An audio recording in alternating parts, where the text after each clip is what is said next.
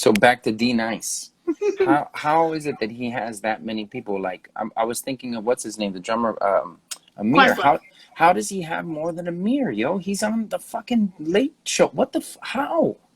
So he, for the first probably like 3 or 4 episodes of Club Quarantine, had like hundreds, and it just slowly started creeping up. And I think it was just the time that he did, like what time he went on, and just I can't say exactly, but I remember when it jumped from like 800 to like 6,000, and then 6,000 to like 50,000. And I remember Was he the being there when, first to do probably, it? but I was there when he went over 100,000, and it's just like Crazy. now That's it's so dope. It's he's so just dope that one of the founding members of Boogie Down Productions, it has 100,000 people watching him just so that they can feel a little bit better for that portion of the day. Right, and like one of That's the awesome. founding members that no one really, not no one, but like no one, Most people would think of him most people wouldn't think of him first when they think Right. about it. So, Right. Yeah. But I'm so psyched for him because Yeah. That's awesome, man. I've been following him just because, you know, he's Denice, you know, like he had like a couple songs that I really liked, and he's part of like the pantheon to me, you know. That's where I would follow him. He always taking pictures of his beautiful daughter, and like he's just a big photography fan, you know. But then I see this and I'm like, God damn, I know what it is though. I know what it is. It's the hats. Definitely hat change is like a hashtag in his. It's the hats, totally, for sure. Yeah. And that view, come on now. Huh? Yeah, The view Yeah, from no, his you place. saw the sun. And like, but I love that he like plays when it's light out, plays when it's dark out, plays when it's light going into dark. And he's just grooving. He's having a great time. What is he looking over to the left? What is that? What is he doing? But I don't know, but have you seen, I don't know when it was, but he posted a photo of his like ghetto setup when he first started. It was just like a table or whatever. I don't know what it looks like now, but it's probably much better as he went along. Did you get to see that the RZA? Yeah, you did. I think I saw you in there. That was pretty epic. It was. Sound issues, but it was still pretty damn epic. Right, and like sound issues, whatever, because you knew all the songs. You know the songs, right? I went into it thinking that they'd be doing some, maybe not all, but like some live shit. Like, well, RZA's not a DJ though, not really. Right, but maybe like not making I don't even know how to explain it, but like maybe just doing some kind of, maybe sharing something that people hadn't heard before. I don't know, because I was like, yeah, I love 36 Chambers like everybody else does, but I'm like, yeah, but you got to be careful in a battle. You pull out something nobody's ever heard before, you're not going to get them like as excited as you know. That's true. I mean, the only real people that get excited with like exclusive shit like that are like people like us. Well, we can't really get excited, but we're more excited. Like, ooh, I never heard that shit. Ooh, you know. Right. Yeah. Who took it in your opinion, or were you just watching it to watch it? Watching it to watch it. Me too. I mean, Premier's in my top 5 of all time, so I have to give it to him. But RZA's, yeah. Well, Premier's, he's a cleaner version of the street sound, whereas RZA's like gritty, nasty. Like, I'm gonna put glitches in this thing right here. It sounds good with it, you know. But I did love when his sons came out and danced with him. That was amazing. And I thought it was hilarious how at the end he's like, hold up, I'm gonna play this, and then he played like a good 9 fucking songs. Like, yeah, he's like, I just want to play one more. You're not gonna outshine me. He didn't let like, he left off like, no, it's just me. It's just so. But listen, this one's out of love and peace. This one's for the people. And then Primo's like, oh, I got one more. Yeah. Because it's true. It was his turn to go, but that was amazing.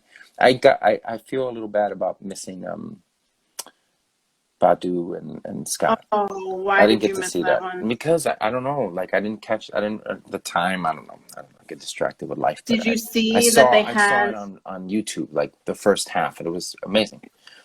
Did you see that they had 1 billion? 1 billion. Well, was it?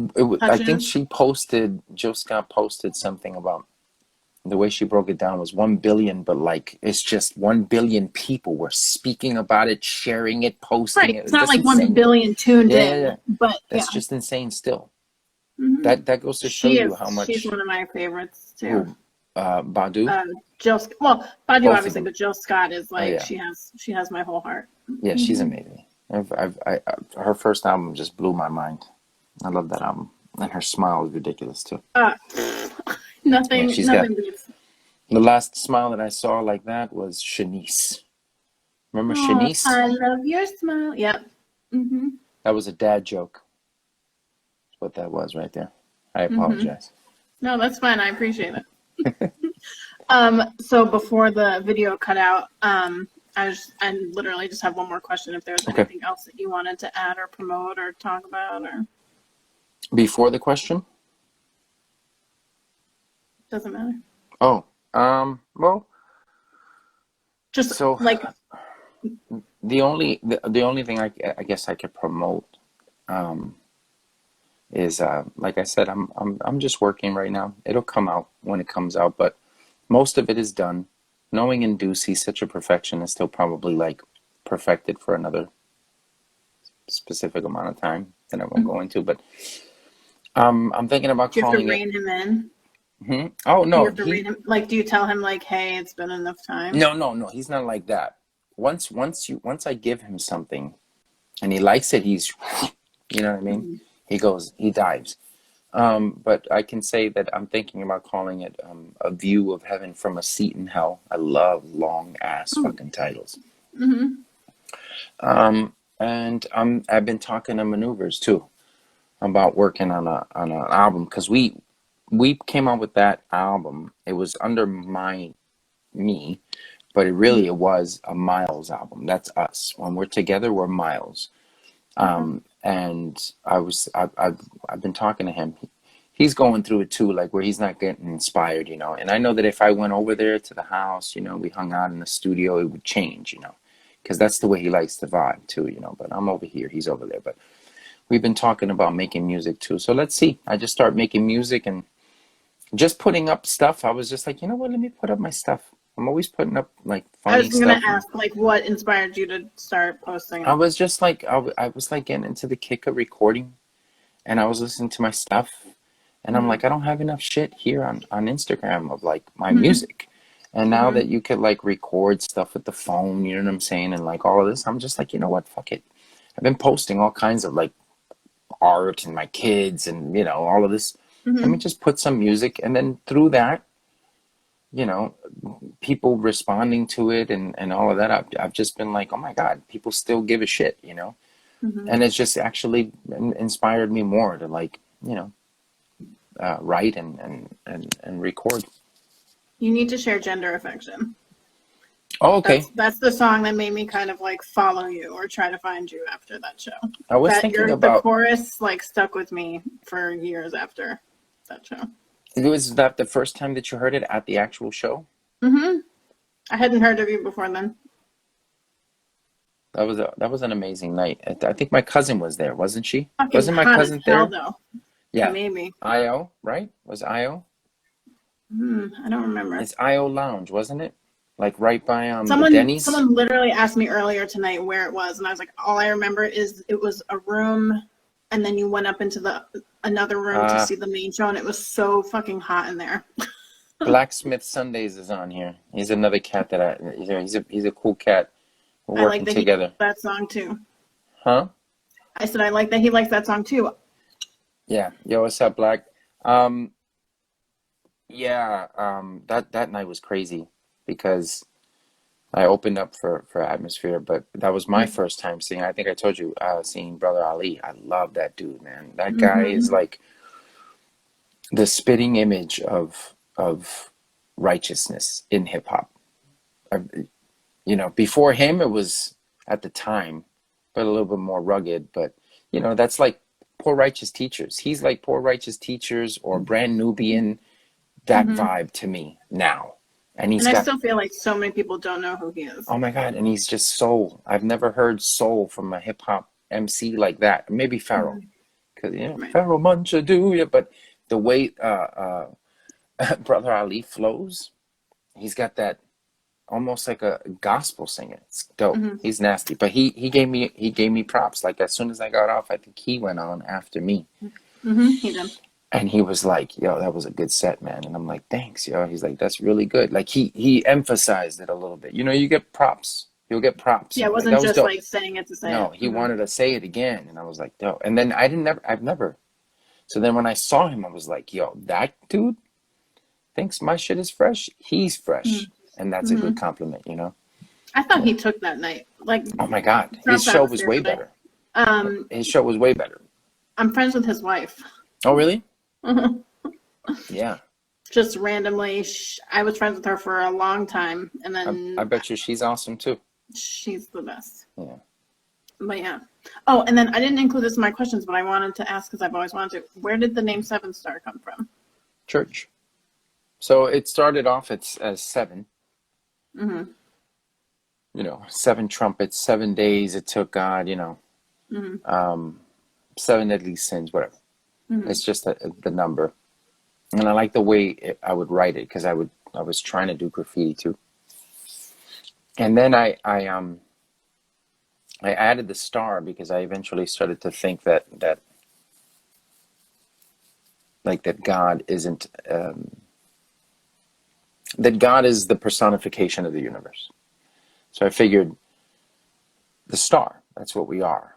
We're star stuff, you know, like Sagan said. So 7 star was like, I came from this, but now it's this. So let me blend in both ideas and to make it one. Because I do believe in God, but I don't think I think God is the universe. But then again, that's not God at all. People say, but no, that's just the universe. But what people are talking about when they talk about God, they're talking about the universe. They're not talking about some man up in heaven going, I don't really like this.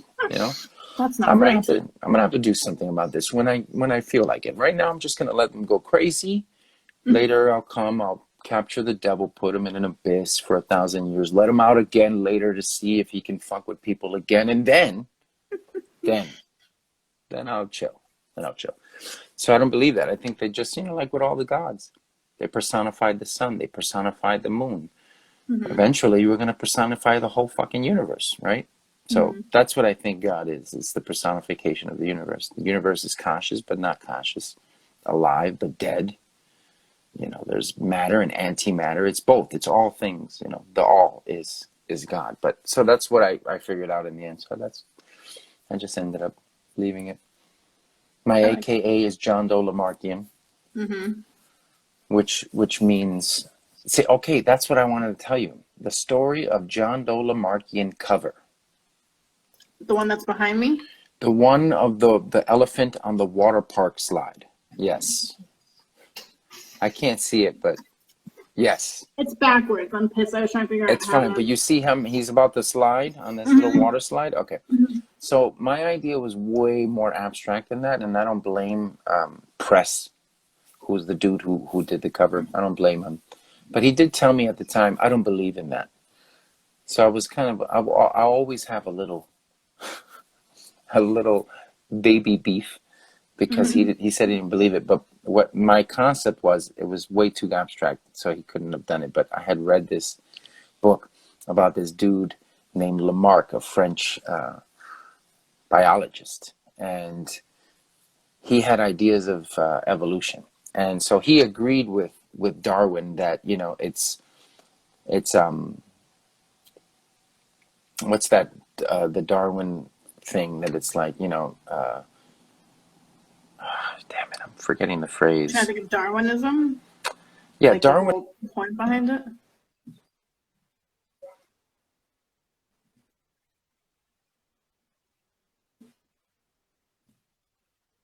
Jason, you're cutting out.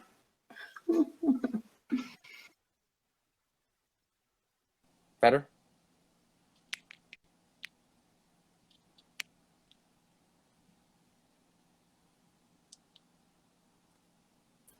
I think you're okay now. Am I? Okay. So, what was I saying? You were talking about, you were trying to think of Darwinism. Yeah, so survival of the fittest is Darwin's idea, right? Whereas, you know, the creature that survives is the one that is the most hardcore and the one that goes for, you know, the gusto more, right? So he agreed, this biologist agreed with that as well, Lamarck. I think his name is Jean-Pierre Lamarck or Jean-Paul Lamarck. But his idea was, it's not just that. Yes, that plays a part, survival of the fittest and your environment, but he also felt that the animals who do eventually evolve had to use some sort of consciousness, some sort of idea or a thought that caused them to do the thing that changed their life, changed it from them surviving or dying, right? So one of his examples was the giraffe, and how the giraffe at one point must have been some sort of horse-like llama-looking thing, right? That's what they are, really. They're just long-necked horse llamas, with right? long necks, yeah. Yeah, with horns. And he said that what they did was, for lack of, you know, without being able to quote him, you know, paraphrasing, he was just like those ancient prehistoric horses were like, they weren't feeding on the bottom. It was scarce, and so they started to look up and see the leaves up there, and just that alone causes, oh, I'm hungry. There it is. And stretching. They reached some. They survived. The couple survived, and they kept going on and on and on and on and on until their offspring started coming out with longer and longer necks. And so he's saying that is part of survival of the fittest. It actually has to be a thought first. Animals have to think, or whatever the fuck is going to survive and evolve has to think of a new fucking way. And that thought triggers changes in the DNA of whatever is doing it. And that shit was just fucking fascinating to me. To me, I would exaggerate everything, and I would just be like, oh my God. So if I had a child, this was before I had children, I would never do this, but this is this is my thought pattern at the time. I was like, if I have a child, what I will do is I will convince that child that he will be able to grow wings. And I will, before he is born or she is born, I will, you know, like I would just, I imagine if you just kept putting that focus, that you will wings. Maybe he does. Maybe he starts not growing wings. In my mind, you wouldn't grow wings. Maybe you just start getting like that generation, or maybe the next generation or after, if you just keep practicing it. Maybe a couple little stumps that may be able to, you can move them. You never know. I don't know. That's my idea. So that, to me, I was like, that was just fascinating. What if we could, not only by, you know, our surroundings. And so now science is coming into that. That's what's bugged out about it. So science is finally, he was like completely disregarded. They laughed him like out of business, this dude, right? They ridiculed the shit out of Lamarck. But now scientists have started to figure out, holy shit, it does work. And here's what's crazy. There's something called biophoton emission, right? Where all biological things emit a light. They just figured this shit out. This is like a real thing, right? What they haven't figured out is whether or not those biophotons carry messages in them. Like if we think something, when we shoot this out, these particles of light from us, and they come from the DNA, if it actually carries to where we're sending it, or whoever we're thinking about, and that goes negative or positive, right? And that shit's just fucking fascinating. What if we could?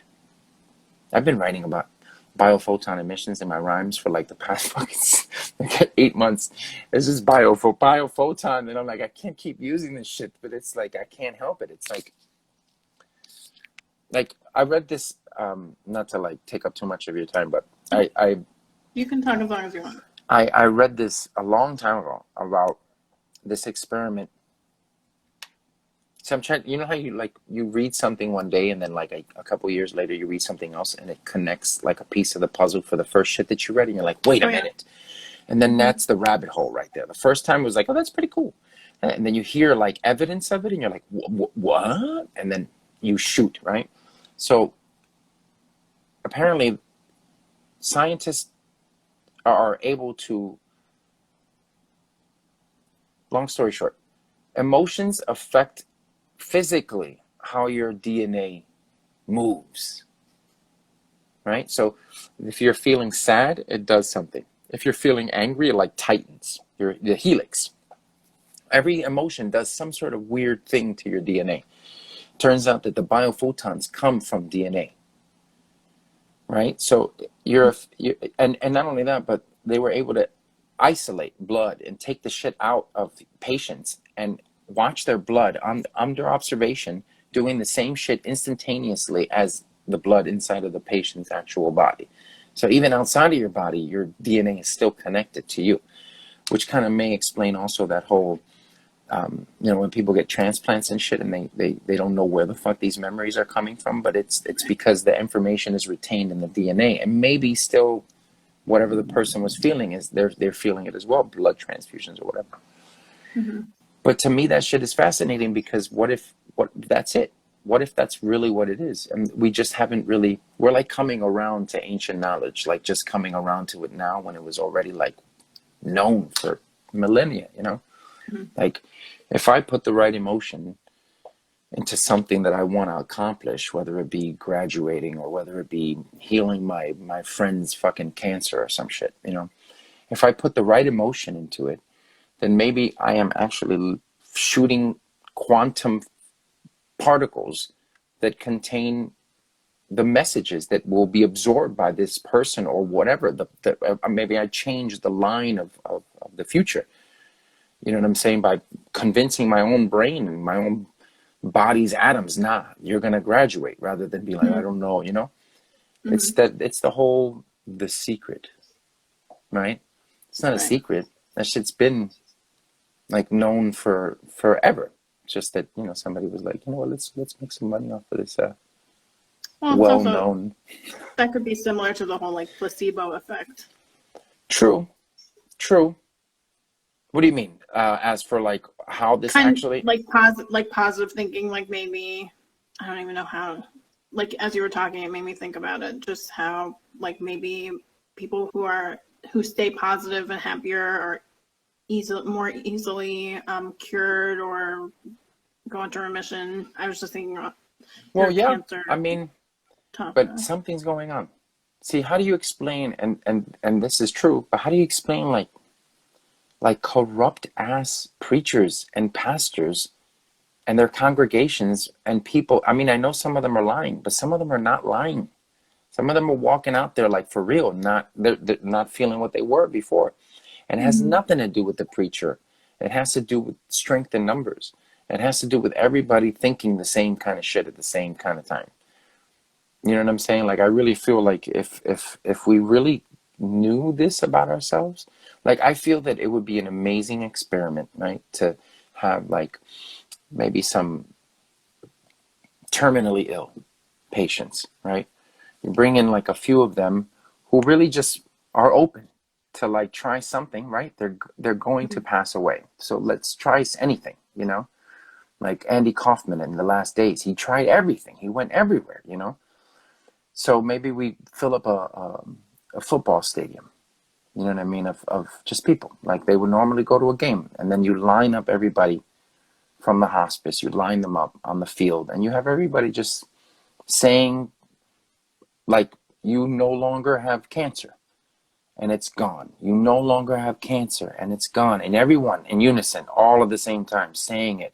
And maybe somebody directing them, feel it. Do you feel that it's gone? Maybe not a preacher, just a regular ass person. You know what I'm saying? Everybody's just doing it and feeling it. And some people will be like, you don't have cancer and it's gone. They're gonna still do that, but there'll be people they're going, and just really feeling it. I would bet money that people will walk out of there and they would probably not have whatever it is that was killing them. But that's just an idea. I love that idea, but I don't see anything like that happening anytime soon. No, I don't think that would ever happen, because imagine. Well, I'm just saying with like mass gatherings, those aren't happening anytime soon. Oh, yeah, no. But what if we all at the same time did a Zoom meeting and started praying? I was just going to say, get everyone on a virtual call. To get rid of quarantine. I mean, not quarantine, but get rid of the COVID. Anyway, let's not get into COVID. Yeah, we're going way off on a tangent right now. No. Are we clear with questions? Yeah. Okay. Well, how about I end it with a verse? I'm so into that. For the three. For you three and us two, that makes five. Mm-hmm. We'll listen to a verse. And then we can say goodbye. Let me see. Oh, Okay, so this is one I wrote a bit ago, but I'm going to use it in something. I'm not sure yet, but I'm going to use it, and I really liked it. All right, so is this another one of those Hollywood stories? Canoeing Crystal Lake with a machete, Jason Voorhees? These tall tellers are starting to bore me, and at every teller there's a fucking line since this morning. Well, looky, the way is clear for you to come in here. What I'm selling may be weird, but at least the waitress is a dear. And the chef drinks beer, jukebox playing flavor in your ear. Maybe this sounds like something sad to you. A come-up anthem about living on the avenue. A song how the wrong cat became rich and I should be mad at for. Mad at who? Being mad isn't fashionable. I got it now. This one's about drugs. No, it's about Persian cats and rugs. No, it's about misunderstanding Tupac's thug life, mean mugs, or how G'd up your dead and gone homie was. I'll make it do what it does. I'll make it bop just because the planet's in need of a buzz, rather the feeling of love. But y'all don't hear me though. Corny cats cover their ears and now their crop won't grow. And that's it. Thanks. Thanks for the interview. Appreciated that. That's my first interview, I think, in 38 years. All right. If you're only 38 and you think you're old, now I'm I not. feel. I'm not. I'm older than 38. Oh, well, so that was just a random number you pulled out? Yeah. I wanted to make it seem like I'm older than that. All right. But I made it seem like I'm younger. 38. I'm 43. I just turned 43 on May 7th. Happy birthday. Thanks. Taurus gang. I'm an Aries. I turned 39 on March 28th. Oh, happy belated. Oh, you're almost there, my friend. I know. Are you and happy? I'm not afraid. I'm not afraid. No, I'm really pissed if this is still going on. I had big plans for my 40th. So. Oh, what were you planning? San Francisco. Oh, yeah. It's my second favorite city after New York. So. Never been. I've never really had the chance to travel the United States. Could you believe it? I've never really done shows in the States. I've done a couple shows here and there, but I've never really. Okay, I've done more shows like in like fucking France. What about just traveling as a traveler? I've been to New York. I've been to New Jersey. So ooh, international player. I've been to Arizona. Arizona's beautiful. Mm-hmm. I went to Hawaii. I did a show there for New Year's there. That was awesome. I mean, that's probably, you're not going to get better than that. Hawaii was awesome.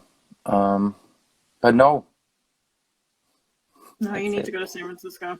Oh, I've been to North Carolina, but just to like hang out.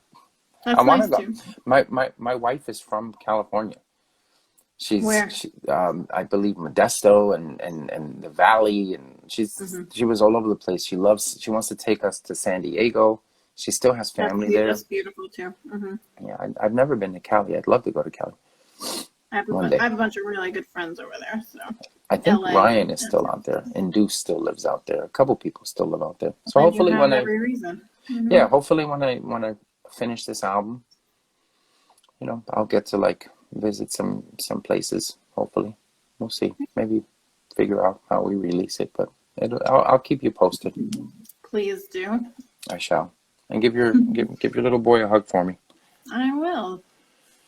Thanks so much for talking to me. Tell him Uncle Seb says hello. Uncle Seb? Seb, yeah. All right. All right. Thanks so much. Have a good night. You too.